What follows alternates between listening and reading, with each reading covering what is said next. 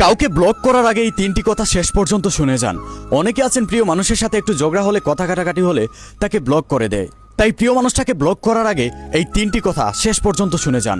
Number 1, দেখুন প্রত্যেকটা সম্পর্কের মধ্যে ঝগড়া হবে, অভিমান হবে, রাগারাগি হবে, কিন্তু বিচ্ছেদ হবে না। এই ব্লক জিনিসটা একটা সময় বিচ্ছেদে গিয়ে পৌঁছায়। আপনি আপনার প্রিয় মানুষটাকে ব্লক করেছেন, তার অনেক কষ্ট হচ্ছে, কষ্টে তার নিঃশ্বাস বন্ধ হয়ে যাচ্ছে, মৃত্যুর যন্ত্রণা সে সহ্য করছে আপনার সামান্য একটা ক্লিকের কারণে।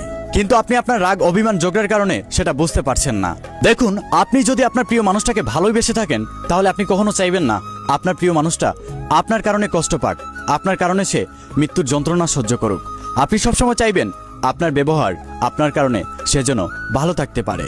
কিন্তু আপনি তাকে ব্লক করে কষ্ট দিচ্ছেন। তাই প্রিয় মানুষটাকে কখনো ব্লক করবেন না।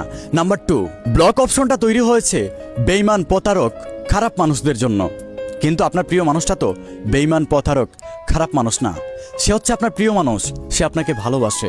সে হয়তো না বুঝে আপনার সাথে ঝগড়া করে ফেলেছে, রাগ করে ফেলেছে, হয়তো একটা ভুল করেছে।